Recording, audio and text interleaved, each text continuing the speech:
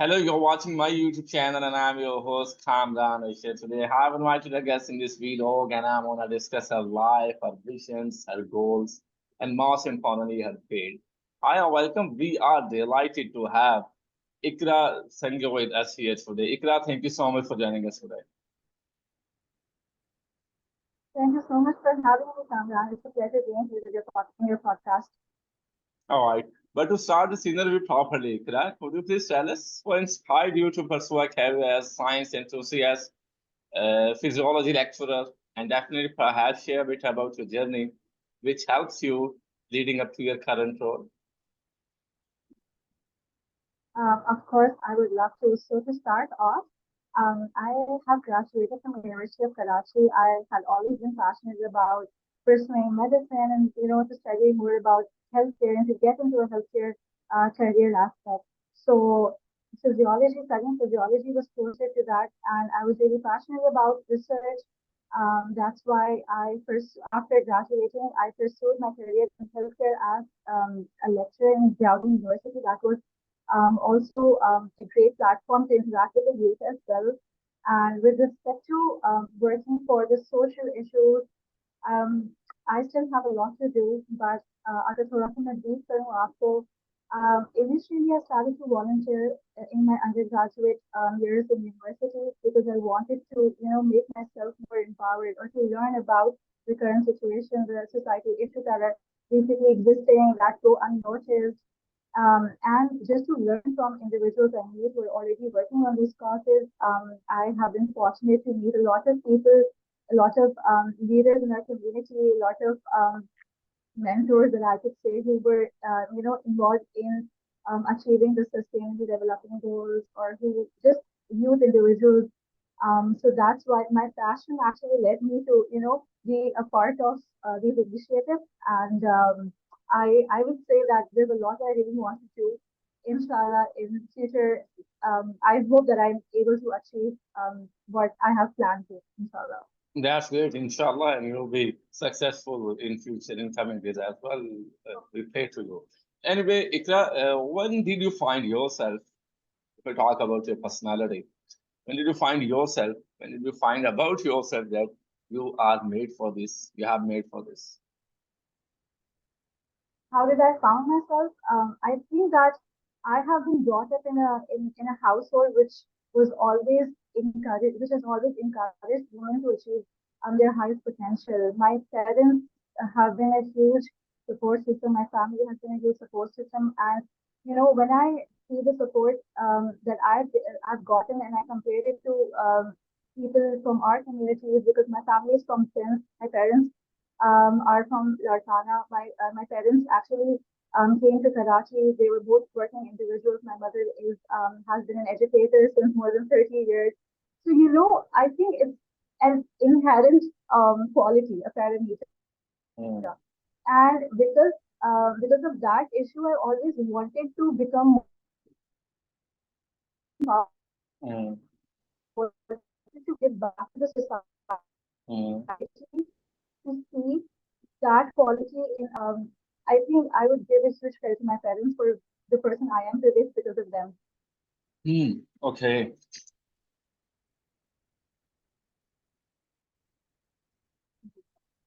Yes. Tekla, you were telling me about yourself that you had a potential and your parents and your family definitely supported you in your aims, in your goals as well.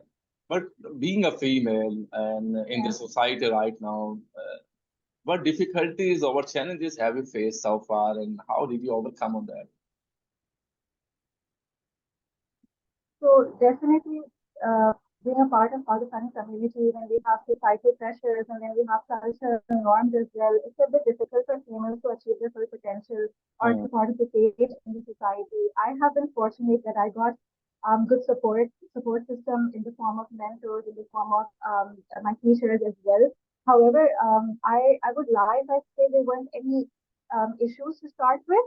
Initially, if I start to talk about my journey, I graduated in 2019 December. Mm. So when I entered my professional life and I wanted to seek for opportunities, the pandemic hit, right? So during the pandemic, it was a bit difficult to find opportunities. But eventually I started my work. What I have observed up till now, working as a research analyst and as an educator, I feel like the society lacks or there are hindrances in supporting teams, mm, be mm, it mobility issues, mm, particularly living in a metropolitan city like Karachi. We have a lot of issues that limit females from pursuing the passions they want to, either because of the nature of the work, that the hours are a lot, and we have to consider that a lot of females support in their household, and it's very natural. Females have a strong role in making the house and in working. Luckily, I had my mother who was also full time, working woman, but we were there for each other and we worked it together. I mean, huge applause to all the women who are managing their household, their kids, and working. But the society, or if I talk about the organizational schedules or the scheme of work, then probably the hours, the extended hours, and then lack of mobility issues are making it very difficult, and mm, particularly the wages. So mm. it's a very sensitive topic to talk about, but it's really important to highlight that we lack equal wages for females and males. I'm really glad that this issue is being addressed, and a lot of companies take this in their notice and they try to provide equal wages. And then so these were some issues, but Alhamdulillah, over the years when we gain experience and exposure, these types of issues also start to decrease, and acceptance is also present by the organization. Have you ever encountered harassment before? I mean, who hasn't? In a Pakistani society, if you consider, every woman will tell you a story who has been mentally tortured, or because harassment has different types, so different types of harassment. It's vocabulary or verbal harassment as well, to be degraded, to be felt to be insulted by someone, to physical harassment is also there, to hear racial slurs as well, or just slurs by men on their road. I definitely have experienced that. And one of the incidents, if I shared with you, was I think the first time when it happened. It was actually after a cricket match that I watched with my childhood friend and my mother. It was actually in Karachi after the Pakistan Super League, and there was a man who was part of the authorities who randomly just harassed me, and I shouted at him. I raised my voice because I'm an empowered woman, and everybody was looking at me. And I told him that I wanted to make him feel accountable for the low thing that he's doing, or for making a girl feel that way. I mean, why do people feel entitled to do whatever they want to, how they feel? It's important that we highlight it, and it's important that we address the issue timely then and there, so that if the person experiences this or thinks of doing such a low act next time, they stop, they recall, and they reflect on what they did.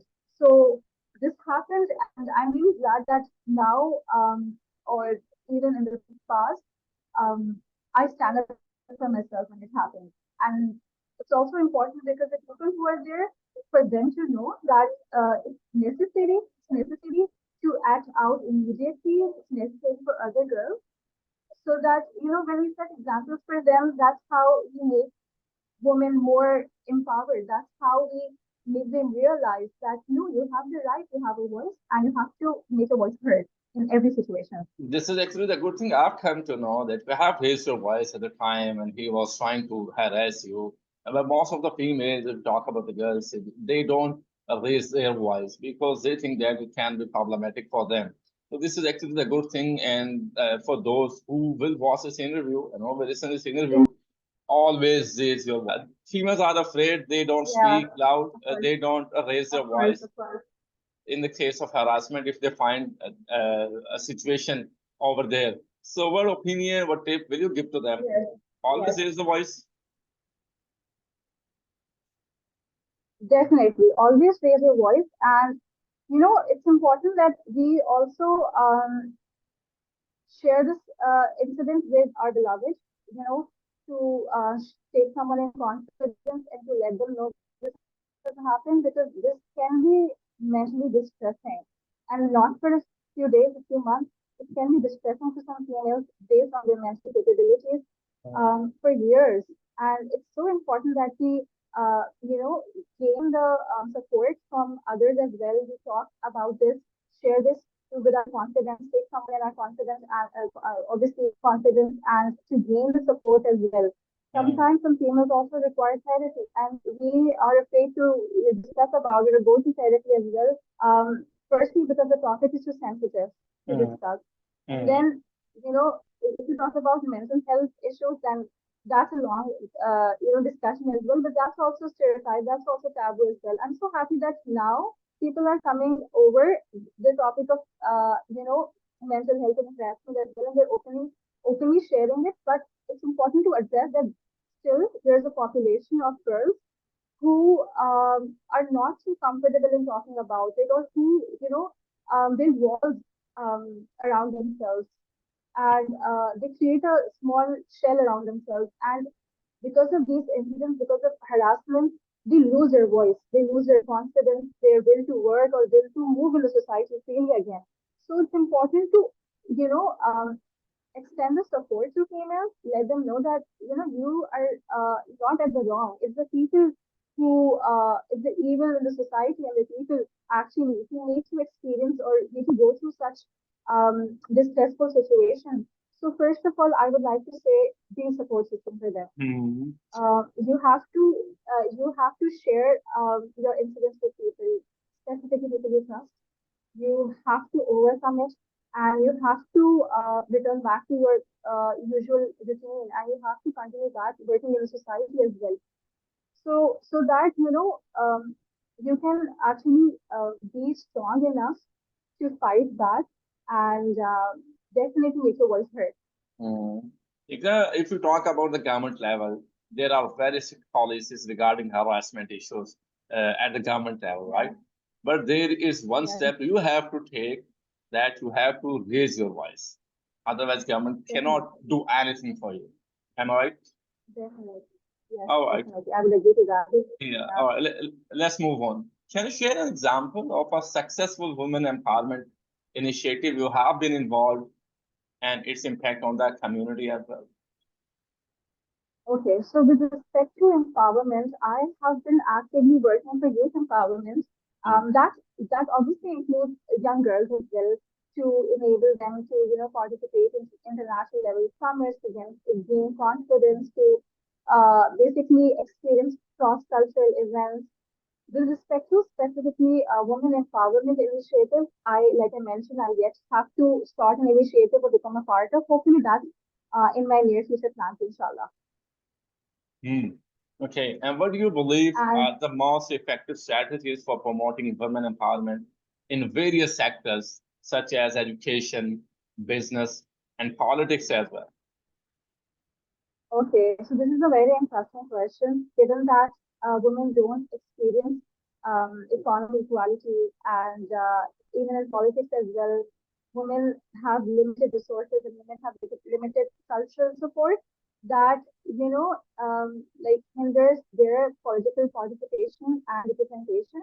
Mm, So for me, I think it's important that we work on women education, mm, vocational trainings as well. mm, If we don't equip the females, particularly in the rural areas where educational access is restricted, where we have a lot of talented females who know a lot of crafts, who are actually who can become women home-based entrepreneurs, right? But the thing is that they don't have access to resources. They don't have the necessary education or training that limits, their potential to be unleashed to their full extent. So I believe that first of all, it's important that the government level, all the legal policies, they are, what do you call it? They're implemented. First of all, I mean, legal frameworks are present since mm, the last decade, mm, but we don't see implementation of those, right? Women-based NGOs are present, but unfortunately, it's because of some cultural norms as well that people don't want their daughters, their wives, their mothers to mm, work, to participate in the economy as well. So I think firstly, we need to make sure that we educate females, we educate girls in the rural areas. mm, Men need to be educated so that they can support females. They can change the norms in their household, and they, provide the support in females to achieve the goals they want, or just to, be a part of decision making. Mm. So there are a lot of things that need to be done, particularly in this area. And you know that around 49% of the population is female. Mm. And if you consider the current scenario of Pakistan, the post-COVID inflation and the current economic political disparity and stability, we need to rise economically, and that can be done when we educate females, when we equip them, when we provide them with uh, proper employment opportunities that are equal to males or that are similar in the similar aspect. Then only we will also grow culturally, right, as a society and as a country as well. Mm. So this is as per my humble opinion that has need to be done. That just needs to be done. That's totally understandable, Ikra. Yes. Okay. How do you address and overcome common challenges or barriers that women face in achieving empowerment? Okay. This is also a wonderful question and very necessary to address.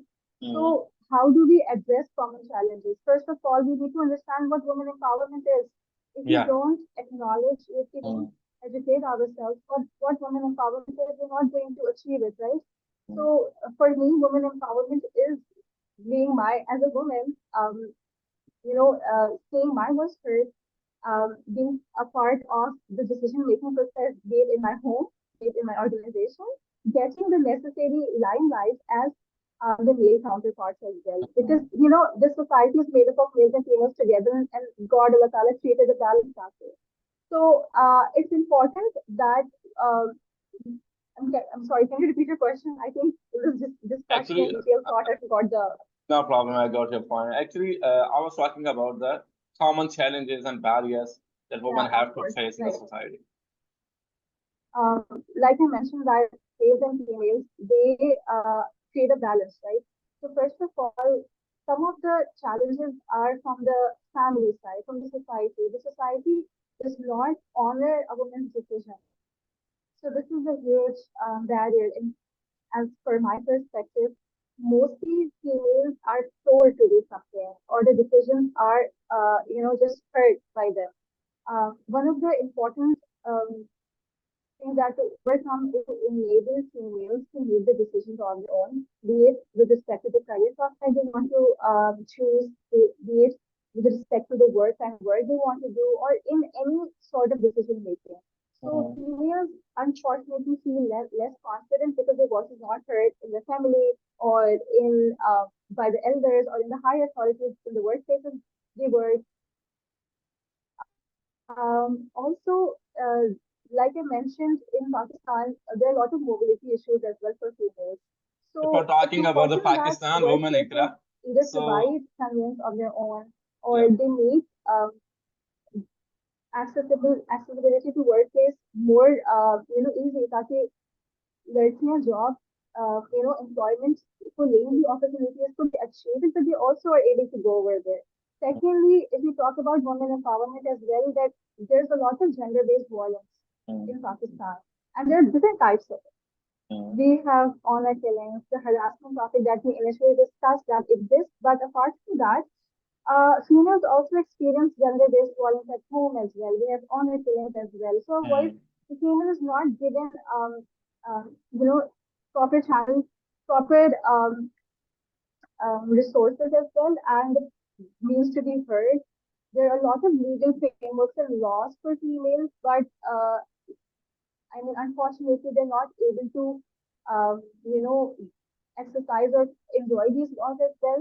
Like they have the law to legal help, but when we have cases of domestic violence, honor killings, and we Mm. have workplace harassment, Mm. unfortunately, the laws are not so accessible for females, and they're Mm. not so easily available to them, Mm. right? And apart from that, the organizations and government bodies also make it a bit difficult for females to, approach the channels properly to get help as well.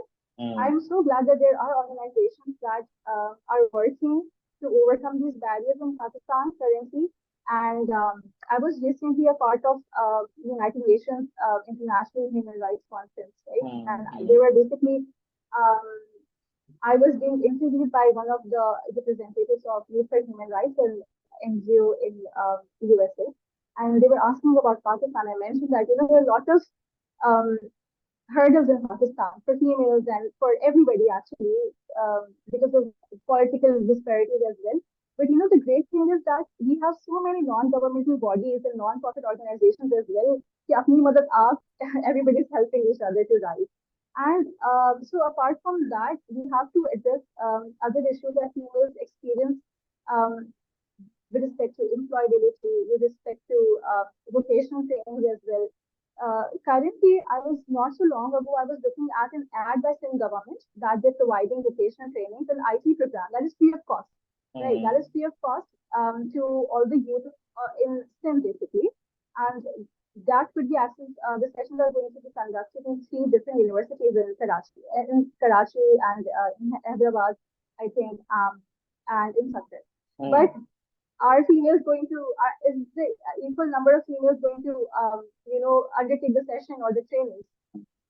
I don't think so. So I think it's important that we emphasize on the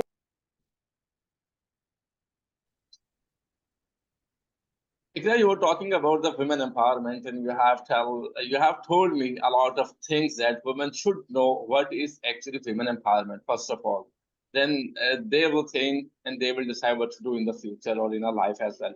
So my question is that do you support for those women who take the name of women empowerment and raise their slogan that "Mera jism meri marzi"? It's a very dangerous question. I it's know. a very dangerous question. Yes. So to some extent I do. To some extent I do. But since I'm a Muslim woman, I feel like we people tend to exploit a lot of things in their own favor. People tend to exploit religious beliefs and laws and there's basically legal frameworks in their own for their own benefit as well. So for me, women empowerment or feminism is applicable to enabling me equal rights, the rights that I have been given by Constitution, the rights that every woman or every individual is given by Universal Declaration of Human Rights Act. So, in Pakistan, people don't know about this Universal Declaration of Human Rights law that was basically formed after World War II to ensure that, every human, irrespective of their gender, irrespective of their race, of their community, practices or has the freedom to live a life how they please, right? So I feel like it's important that females also have the laws that, as per my religion, I have been given, right? Or the freedoms that I have been given or have been granted by the law as well. So for me, feminism is raising your voice to against the injustices happening, against the violations of these laws are happening. Then for me, that is women empowerment. And for me, that is feminism. And if Mm, it's used for your own purposes, then I won't support this slogan, definitely. I won't mm, support any individual who uses a particular framework, a particular slogan, mm, a law in their mm. own benefit. Because collectively we have to grow as a society and not as an individual. And this is how our country will also flourish, the community will also flourish. So this is my respectable opinion. Everybody, it's to each their own. So people would might disagree with it, but let's agree to disagree. This is what I believe. That makes sense. Ikra, thank you so much for joining us today. It was wonderful No, thank you having you for having here me. and learning from your experiences, definitely. But before I wrap up this podcast or an interview, is there anything you'd like to share with our audience or any message you'd like to leave them with? Definitely. So I would like to mention this that our society, Pakistani society, is so resilient Mm, and so patient. mm, There's no one like our community, like Asian mm, community, because we experience so many hurdles each day. mm, And we get up every day and we try to live the best and make the best out of the opportunities we have, to make the best out of the life we have. So I want everybody to be thankful for every single benefit, every single blessing that Allah has given them, and also to appreciate the women around them. mm, My role model, my biggest role model is my mother. I mm, have seen that woman struggle because she was always passionate about working, about being an educator. I have seen her. achieved a PhD degree at the age of 57. She actually got a PhD degree this year after losing her husband, her brother, and not, becoming weak, but always demonstrating a strong personality and standing strong in the name of a lot of hurdles and issues and so many losses. So I want everybody to take the examples of people near them, to appreciate them, and to, just work hard for them, for the sake of their parents as well. So this is my voice to my opinion and suggestion to everybody who will be listening to us. Mm. That be grateful. There's so many issues in Pakistan. I know that, but I'm a patriot, and I believe that always bash, always talk against the institution of the Mm. country, because this is not. I mean, it's always a few individuals that are responsible for degrading the society, degrading the country. But there's so much ahead, and let's be positive, Mm. um, and looking forward to seeing better days. Inshallah. Yeah. All right. Any message or any suggestion for me? For you, no, thank you so much for the work you're doing. And I mean, we don't see individuals every day who come up to, people in society, youth leaders, pursuing and aspiring youth leaders. I use the word aspiring because I still don't consider myself as a leader, as in, I'm still in the process of changing. But thank you so much for approaching me, for approaching women like me and people like me who really want to see a change in the community, and for giving us a platform to, raise our voice and make a voice heard. Thank you so much, Kamran. It means a huge to me, actually. Thank you so much, Ikra, for your time, for participation, and most importantly, the advice you have given to us, and the advice you have given to the women. Just raise your voice. If you find yourself in any trouble, if you find yourself in any kind of harassment, so just raise your voice, then you will clear your path as well. Thank you so much once again, Ikra. Have a blessed day. Thank you. Take very, Likewise, take care. The pleasure is all mine. okay, take very good care of yourself. Allah Hafiz. Allah.